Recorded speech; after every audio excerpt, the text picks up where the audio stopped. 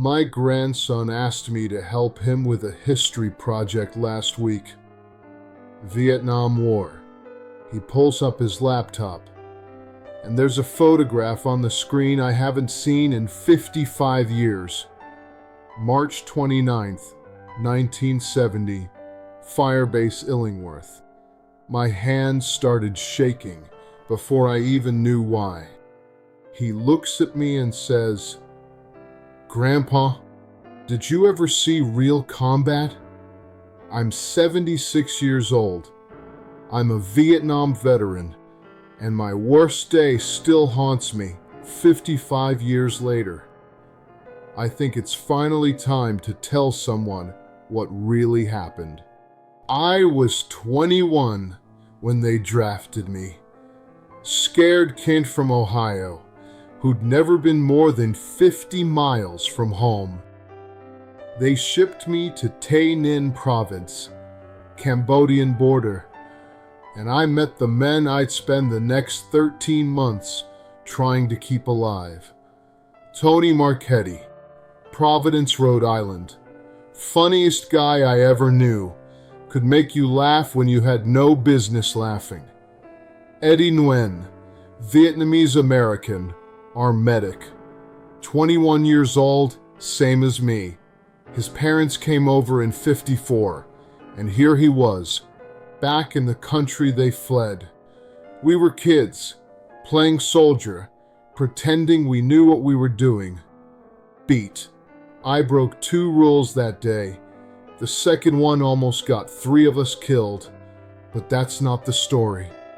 The story is what came after. What happened that night changed everything.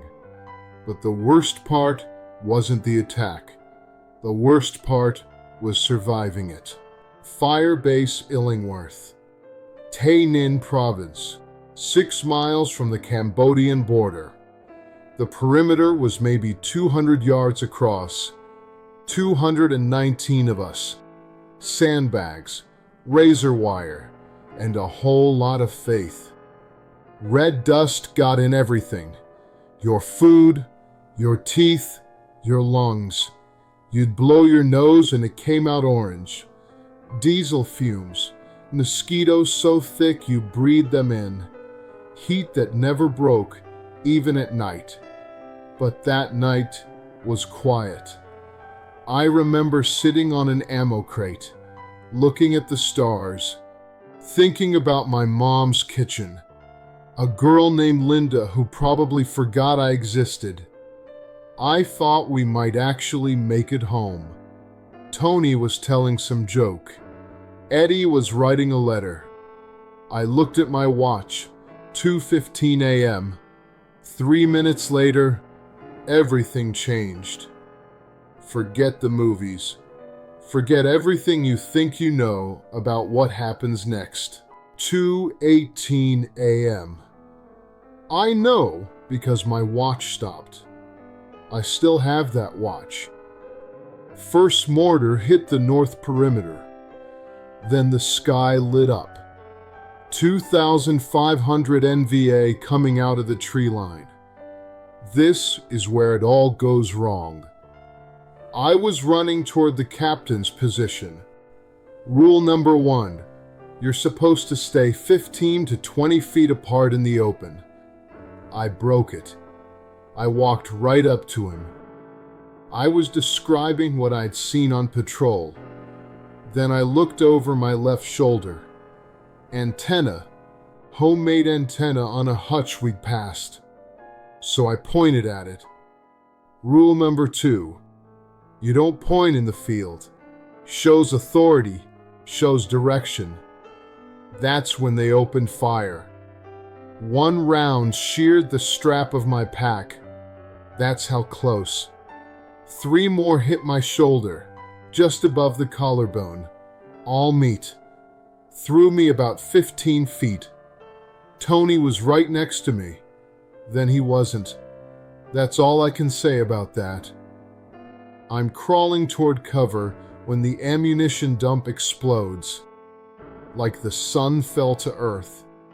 I couldn't hear for 3 days after, and through the ringing, I hear Eddie screaming.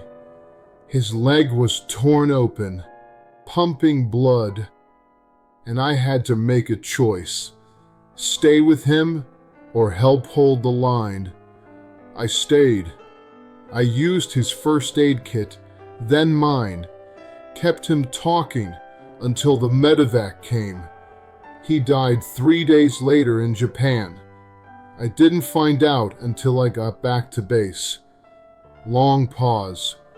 By dawn, 24 men were dead, 54 wounded. Firebase was destroyed, and I was still breathing. I still don't know why. The dying takes one night.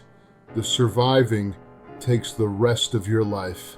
I flew home in August 1970.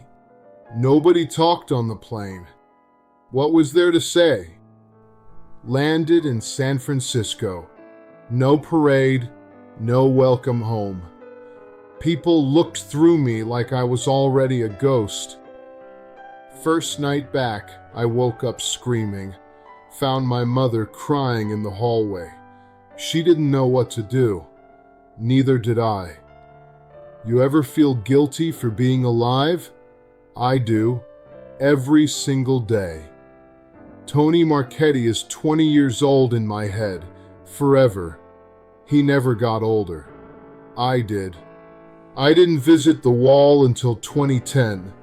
Took me 40 years to get there. Panel 15W, line 89. I touched his name with my finger. Stood there for an hour. Couldn't move. Here's the math that haunts me. 55 birthdays, 55 Christmases, 55 Thanksgivings. I got a wife who loved me for 48 years, 2 kids, 4 grandchildren. Tony got none of it. Every birthday feels stolen, like I'm blowing out candles that should have been his. Why him and not me? I've asked myself that question every single day for 55 years. I still don't have an answer. 1 year back. I was alone in my apartment, middle of the night, and I got to a place, a dark place. I don't need to say more than that. If you know, you know. If you don't, I hope you never do. Long pause. But I'm still here. 55 years later, I'm still here. And that wasn't guaranteed. But I'm still here. And that changed everything. So how do you go from that night to this one? How do you keep walking when part of you died in a firebase 10,000 miles away? You don't get over something like this. Anybody who tells you different is lying. You don't get over it. You learn to carry it. Took me 30 years to look in a mirror and not flinch. 30 years to stop seeing the man who let his friends die. But somewhere along the way, I figured something out. Tony and Eddie, they're not ghosts haunting me. They're witnesses. They're not ghosts. They're witnesses. That changes everything. They're watching to see what I do with the years they didn't get. Every good day I have. Every time I hold my grandkids. Every morning I wake up and choose to keep going. They're watching. And when I finally understood that, I stopped just surviving. If you're young and wondering if it gets easier, no. But you get stronger. You're not broken. You're carrying something most people never have to carry. That's not weakness. That's weight. My grandson knows the story now. First person I ever told the whole thing to. Didn't kill me to say it. Might have saved me. If you're a veteran or a loved one, leave a name in the comments. Someone you carry. Let's make sure they're not forgotten today. March 29th, 1970. I was 21. I'm 76 now. And Tony Marchetti is still smiling at me from that photograph.